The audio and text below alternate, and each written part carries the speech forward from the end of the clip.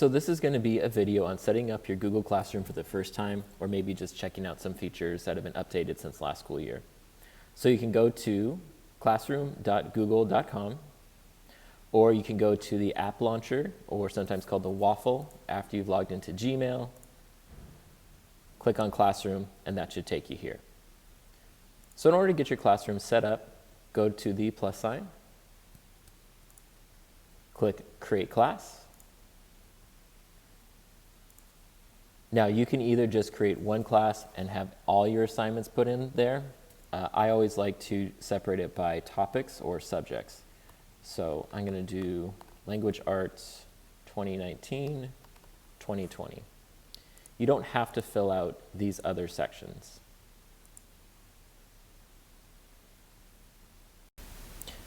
Now it is that easy. You have your first Google Classroom created for your students.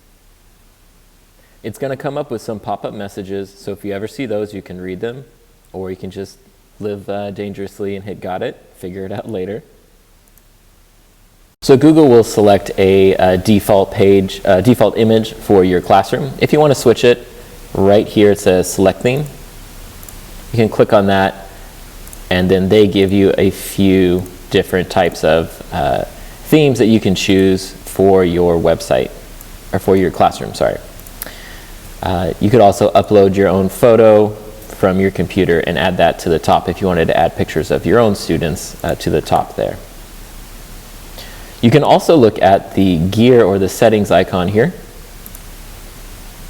And this is where you can go in and you can change the name of your class if you maybe misspelled something, put the wrong class here. It will show the class code, one of the many places you can see the class code. And this right here is an important feature in the stream.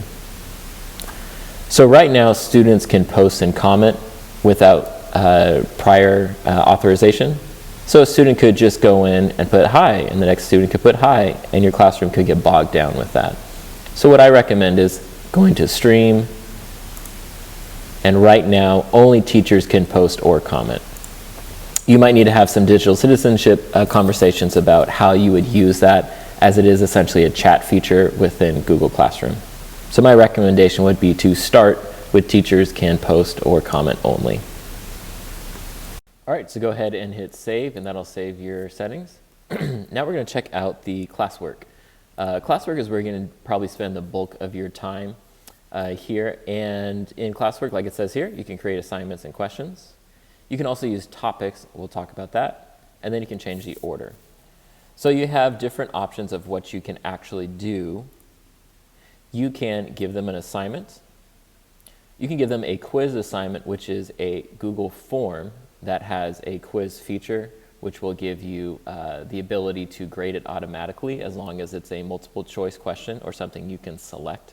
Next, there is a question, which you could have a classroom discussion around a particular topic of interest, and so students wouldn't have to go out and leave Google Classroom to have that. That could all happen right here, and you could see what the interactions were with your students. There is material, which would just be like a syllabus, a rubric, a document that you want to give them just so they have. And then there's also reuse posts. So maybe you did an assignment a few weeks ago, maybe you did an assignment last year in your past class.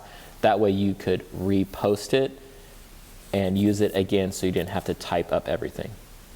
And then finally we'll get to last the topics. So you could give particular units of study a code, and this will separate it out into dividers. So let's go ahead and let's take a look at assignment and the different features that are in there. Assignment, you have pretty simple options here. You can give it a title. You can give optional instructions on it. Sometimes I'll put instructions right here, and then I'll copy and paste that and attach it to the document. That way there's less excuse for them to say they didn't see the instructions, including the instructions I put on the board, so give it to them 2 or 3 times. You can also assign a due date, a topic, and if you don't have any topics, you can create topic, and I'm going to put daily starter. The originality reports, I'm not 100% sure if this has been released to the masses yet. I'm part of a beta group, so that might be why it shows up. So I don't want to spend time on that in case it's not open for you guys. And then down here, you can attach a document that you want them to see just from your computer. So maybe you have something on your computer that you want to give them. You can add something from your Google Drive, and we'll look at that in just a moment. You can give them a YouTube video to watch, or you could give them a website or link to go to. So I'm going to fill in these parts and then get back to you. So now I've added some directions in. I can also, once I have students enrolled, I can click on all students. And this is where you could give an assignment to possibly 3, 4, 5, half the class, specific students' work, so you can differentiate your instruction. So you can send it out to as many or as few of the students as you would like. Now I'm going to give everyone in the class this document, and they're going to get a copy of it and be able to write on top of it. I call this the Oprah approach. You get a document, you get a document, you get a document. Everyone gets their own version of this activity. And then kind of a nice feature in this is the last thing that you've opened in your Google Drive, it'll show. So these are the things that I've opened today. So I'm going to go ahead and click on it and hit add. And then this is the key part here. Students can view file means they cannot change it. Students can edit the file means all 30 or so of your students will be editing it at the same time. But here's the secret sauce. Make a copy for each student. Now everyone in the class will get their very own copy that they can work on. If you wanted to schedule it for later, so you want to get ahead on your work, you can do that, and maybe you just have extra time, like we all have extra time. You can hit schedule. That will schedule when it's going to be released, or you could save it and come back to it and work on it later. But I'm just going to hit assign. And there you go. We have our document that is created, and it is under the topic of Daily Starter. Now what I want to do is go in, and from the student end, you can see how the students will join the classroom, get into their work. So in order for the students to join, they're going to need the join code. You can just click back on the stream. It's going to be right here. And then I would project that up onto your board. I'm just going to copy it to go a little quicker. But so students will log into their accounts. They can, on their Chromebooks, they can go down to the app launcher and they can find Google Classroom, or they can just go to classroom.google.com or go to their Gmail. You see what I'm saying here? Go to Gmail, find their the web launcher, app launcher, and find Classroom there. Lots of ways to get there. They will just confirm their role. Please make sure they're not picking boy or girl. Sometimes students will try and click on teacher because they're a boy. Make sure they're clicking on I'm a student.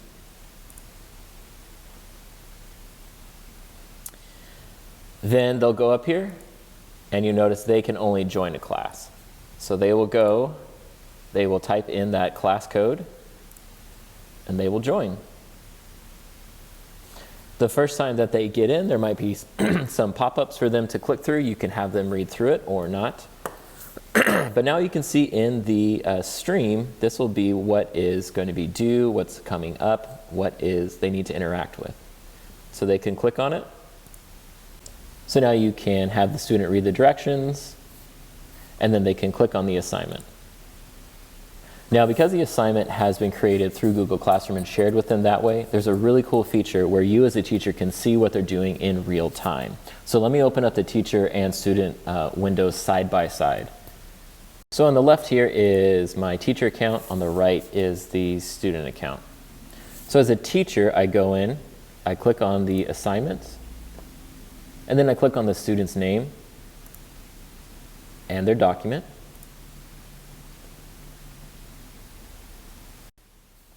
So now that you have their document open, you can check on their work without going around the entire classroom to see what they're working on. This is really good in case you have a student who's just sitting there. Maybe they're working on it and then they just needed a moment to pause and think. But it also is a chance for you to check on those students who are just goofing around. So maybe a student said, and they're just going to be complaining about it and deleting stuff. But Because Google has given you the authorization to share this document, you could say, or however you want to deal with this problem. Sometimes depending on the class, I won't tell the class that I have this feature, and I'll just spend the first assignment checking and doing things like this to kind of catch them off guard. But you could also have that conversation with your class and say, hey, you know what, I can check on your work, I can change things. It's also a way for me to interact and give you hints. So it can be used for positive reasons as well. So once the students have completed the assignment, whatever they have, they will be able to close it out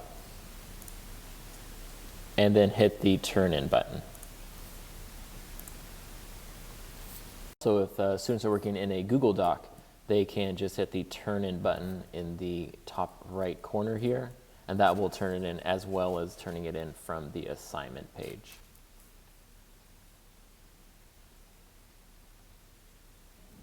The last one that we had was a Google Slides. That's why there was a little difference in that. Ahead and added 2 other students into the class. So Google Classroom will separate them into who has turned it in and who has not turned it in yet. So a student might have completed the work, but they forgot to hit that turn in button. So that's a place for you to go, and that is up to your, obviously your classroom procedures and rules, how you deal with that.